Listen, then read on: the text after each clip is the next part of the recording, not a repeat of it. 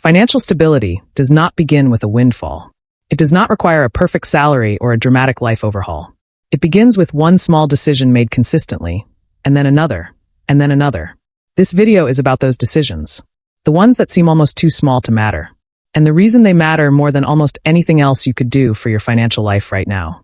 Most people who feel financially stuck are waiting for something big to change. A raise, a better job, a windfall, a moment when the numbers finally work and the path forward becomes obvious. And while they are waiting, the small decisions that could have been building momentum are not being made.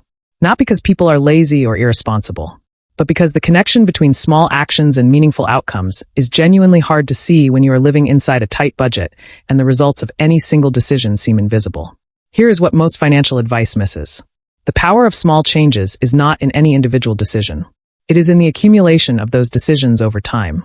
A household that makes 3 modest but consistent financial adjustments and maintains them for 12 months is in a meaningfully different position at the end of that year than a household that made no adjustments at all. Not dramatically different, but directionally different. And direction, in personal finance more than almost anywhere else, is everything. You do not need to fix everything at once. You never did. You just need to start moving in the right direction. And this video is going to show you exactly what that looks like. Before we talk about what to do, it is worth being honest about the environment we are doing it in. Because the reason financial stability feels so hard to reach right now is not imagination, and it is not weakness. There are real and specific forces making it genuinely more difficult for ordinary American households to get ahead than it was for previous generations. And understanding those forces, briefly and clearly, makes the small changes we are going to discuss feel not like band-aids on a large wound, but like intelligent responses to a specific set of conditions. The cost of the things that matter most has risen faster than wages for a significant portion of American workers. Housing, groceries, healthcare, utilities, childcare. These are not discretionary expenses that can simply be cut. They are the non-negotiable foundations of a household's monthly budget. And when they rise faster than income, the margin that used to exist, the space between what comes in and what must go out, quietly disappears. For many households, that margin is now gone entirely. Every dollar is spoken for before the month begins. Debt has filled the gap for millions of American families. When income does not quite cover necessary expenses, credit becomes the bridge. And credit used as a bridge accumulates cost. Interest charges add to what is owed every single month. Minimum payments become permanent fixtures of the budget. And the households carrying that debt find themselves paying for last year's emergencies while trying to manage this year's expenses. The cycle is real and it is exhausting. This is the environment in which small changes need to happen. Not a forgiving one, not a generous one, but one in which the deliberate and consistent choices a household makes carry more weight, not less, precisely because the margin is so thin. When every dollar counts, the decisions made about every dollar matter more than ever. Understanding the broader economic environment is useful. But what does financial instability actually feel like inside a real American household on an ordinary Tuesday? Not in a crisis. Not in a dramatic moment. Just on a regular day when the weight of a tight budget is simply present, quietly, persistently, in the background of everything. It feels like the notification on your phone from your bank that you check before you swipe your card at the grocery store. Not because you are being careful in a planned and intentional way, but because you genuinely are not sure if the purchase will go through, and the embarrassment of a declined card is something you have learned to avoid by checking first. That moment, quiet, private, completely invisible to anyone around you, is what financial instability actually looks like for millions of Americans every single day. It looks like the list of things you are not doing. The dentist appointment that has been pushed back for 6 months because the timing is never quite right. The oil change that is 3,000 miles overdue because something else needed the money that week. The birthday present you bought on a credit card because there was nothing in the account and you were not willing to let your child feel the weight of your financial situation on their birthday. These are not the decisions of irresponsible people. They are the decisions of people managing real constraints with real love and real ingenuity. It feels like the low hum of calculation that never fully turns off.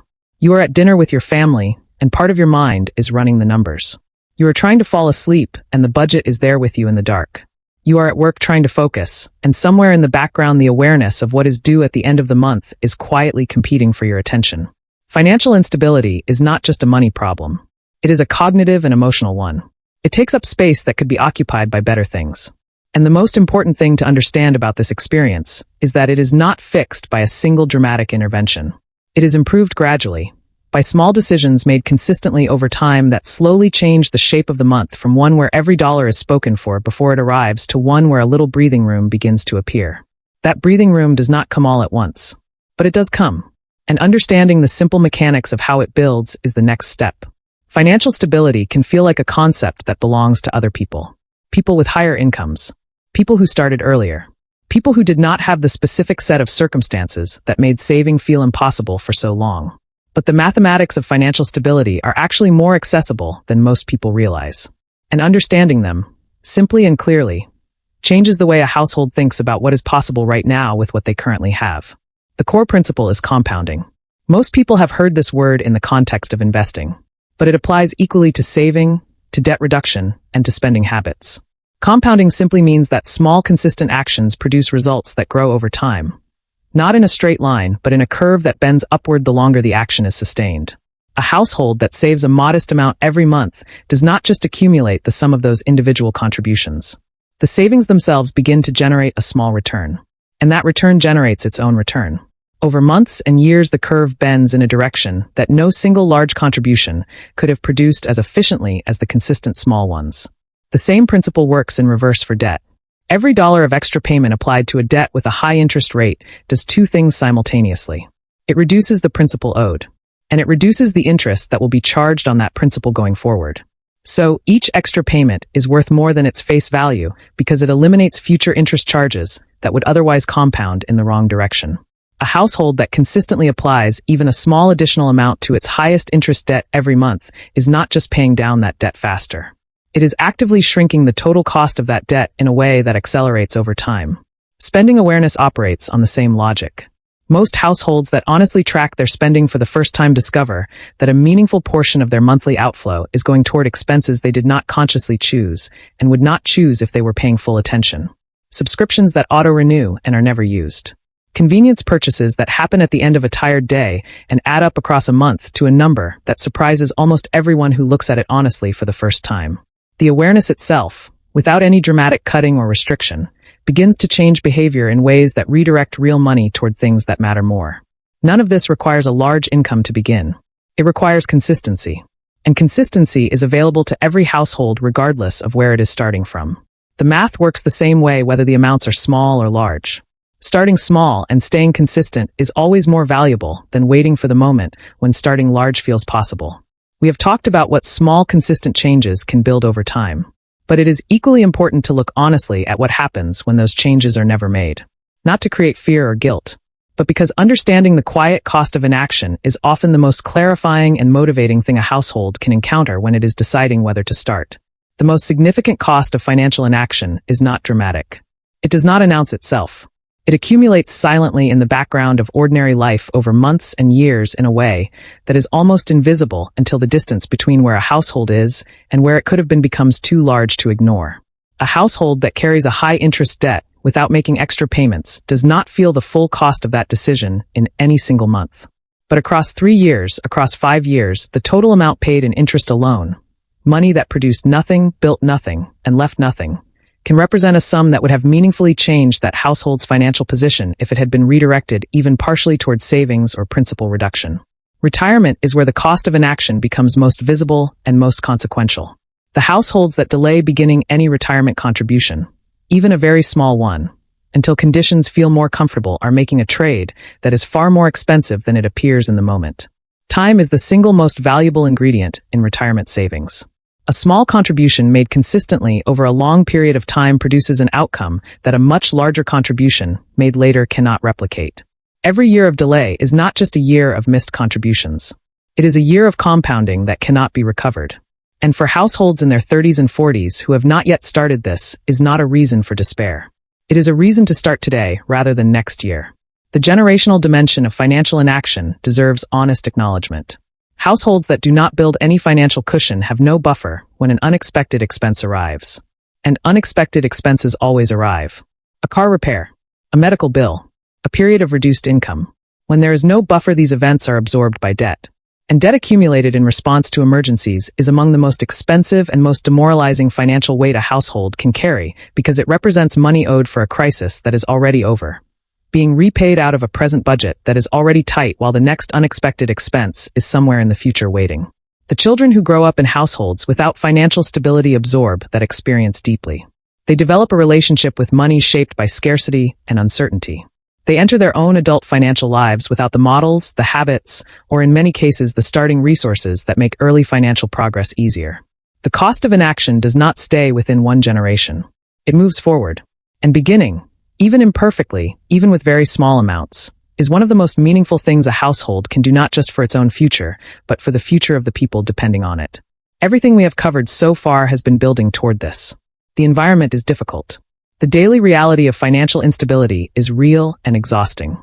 The cost of inaction compounds quietly in the wrong direction. And the mathematics of small, consistent action genuinely work in favor of any household willing to begin. Now let's talk about 3 specific changes, small, accessible, and immediately actionable, that real households can implement right now regardless of income level or starting point. These are not dramatic overhauls. They are not restrictive budgets that require deprivation or willpower that burns out after 2 weeks. They are sustainable habits that work precisely because they are small enough to maintain when life gets complicated. And life always gets complicated. The first change is spending awareness without restriction. Before cutting anything, before budgeting anything, before making any other financial decision, spend 30 days simply knowing where your money is going. Not judging it, not changing it yet, just tracking it with complete honesty. Use a free app, a simple spreadsheet, or a handwritten notebook. Every purchase, every subscription, every automatic payment. Write it down or log it the moment it happens. What almost every household discovers in this 30-day process is surprising. Not because the individual purchases are unreasonable, but because the total of certain categories, convenience food, and used subscriptions, impulse purchases made during tired or stressed moments, adds up to a number that the household did not consciously choose and would not choose if it were making the decision with full awareness. The awareness itself begins to change behavior without any forced restriction. Spending that was automatic becomes conscious. And conscious spending is the foundation that every other financial improvement is built upon. This single habit, maintained consistently, redirects real money every month without requiring sacrifice of anything that genuinely matters to the household. It simply stops the quiet leak of money toward things that were never really valued in the first place. The second change is automating one small saving amount. After the first month of spending awareness, most households can identify a modest amount, even a very small one, that can be redirected towards savings without meaningfully affecting their daily life. The critical step is to automate that transfer immediately. Set it up so that the amount moves from checking to a dedicated savings account on the same day, every pay period, without requiring any active decision. The automation is not a convenience. It is the entire point. Financial decisions made in the moment, when the account balance is visible, when a competing expense has just appeared, when the motivation of a fresh resolution has faded, are far less reliable than decisions made once and then executed automatically every single pay period regardless of circumstances. Automation removes the decision from the moment entirely. The money moves before it can be spent on something else. And over months, the savings account grows in a way that feels almost passive because in the most important sense it is. Start with whatever amount is honest and sustainable. The amount matters far less than the consistency and the automation. A very small automated contribution maintained for 12 months produces more real financial progress than a larger contribution made irregularly whenever motivation happens to be high. The third change is applying one extra payment to your highest interest debt. Identify the single debt in your household carrying the highest interest rate. It is most commonly a credit card balance. And commit to applying one additional payment to that specific debt every month, above and beyond the minimum payment, for as long as it takes to eliminate it. The amount of the extra payment matters less than the consistency and the targeting. Directing extra payments specifically at the highest interest debt first is the most mathematically efficient approach to debt reduction available to any household. Every extra dollar applied to that debt eliminates future interest charges that would otherwise compound month after month. The debt shrinks faster than minimum payments alone would produce. And when it is gone, the minimum payment that was going toward it becomes available to redirect toward the next debt or toward savings, accelerating progress in a way that builds on itself. These 3 changes work together as a system. Spending awareness finds the money. Automated saving captures a portion of it before it can disappear. And targeted debt reduction eliminates the interest charges that have been quietly working against the household's financial position every single month. None of them requires a large income to begin. All of them produce results that compound in the right direction over time. And all of them are available to every household starting from exactly where it is right now. There is a version of financial advice that presents stability as a destination. A specific number in a savings account. A debt balance at zero. A retirement fund that hits a particular milestone. And while those targets are real and worth working toward, framing financial stability as a destination creates a problem. It makes everything before the destination feel like failure. And for households navigating genuinely difficult economic conditions, that framing is not just unhelpful, it is actively discouraging. The more honest and more useful way to think about personal financial progress is as a direction. Not a place you arrive at, but a way you are moving. A household that is spending more consciously than it was 6 months ago is moving in the right direction. A household that has an automated savings contribution running, even a small one, is moving in the right direction. A household that has made consistent extra payments on its highest interest debt for 3 months and watched that balance begin to decline is moving in the right direction. None of these households has arrived, but all of them are in a fundamentally different position than a household that is standing still. Direction also means that setbacks do not erase progress. An unexpected expense that temporarily depletes a savings account does not undo the habit of saving that built it. A month where the budget gets disrupted by a car repair or a medical bill does not cancel the spending awareness that has been developing over the previous months. The habits and the direction persist through the disruptions. And a household that returns to its 3 small changes after a difficult month is not starting over. It is continuing from a more resilient position than it occupied before the disruption because the habits are already established and the direction is already set. Historically, American households have navigated periods of genuine economic difficulty and emerged with stronger financial foundations than they entered with. Not because the difficulty disappeared quickly or because the solutions were easy, but because the households that stayed consistent through the hard periods, that kept making small deliberate decisions in the right direction even when the results were not yet visible, were the ones positioned to benefit most fully when conditions eventually improved. And conditions do improve. Economic environments shift. Costs stabilize. Wages adjust. Opportunities open. The households that arrive at those moments with established savings habits, reduced debt loads, and a practiced understanding of their own spending are the ones that convert improving conditions into lasting financial progress rather than simply absorbing the relief and returning to the same patterns that produced the difficulty in the first place. Small changes sustained over time do not just improve a household's financial numbers. They change a household's relationship with money itself. From reactive to intentional. From anxious to aware. From feeling like a passive recipient of financial circumstances to feeling like an active participant in shaping them. That shift in orientation, quiet and gradual as it is, may be the most valuable outcome of all. Financial stability is not reserved for households with perfect incomes or perfect timing or perfect starting conditions. It is built slowly, imperfectly, and consistently by ordinary households making small, deliberate decisions in the right direction over time. If your budget is tight right now, that is real and it deserves acknowledgement. If the gap between what comes in and what goes out feels impossible to close, that feeling is shared by millions of Americans navigating the same difficult economic environment. You are not behind because you failed. You are navigating something genuinely hard. But you are also not without options. Spending awareness costs nothing to begin. A small automated saving can start at whatever amount is honest and sustainable for your household right now. And one extra payment on your highest interest debt, however modest, begins the process of eliminating a cost that has been working against you every single month. Start with one, just one of the 3. Maintain it consistently for 30 days. Then add the second. The direction you build in those first 60 days is more valuable than any dramatic financial resolution you have ever made and abandoned. Because it is real, and it will still be there, quietly compounding, long after the motivation of a fresh start has faded. If this kind of calm, honest breakdown of the financial challenges shaping everyday American life is useful to you, subscribe. Every week we take one of the real pressures that ordinary Americans are navigating and explain it clearly, practically, and without panic. No hype. No politics. Just grounded information that helps you understand your situation and make better decisions for your household and your future. Take care of yourselves, and we will see you in the next one.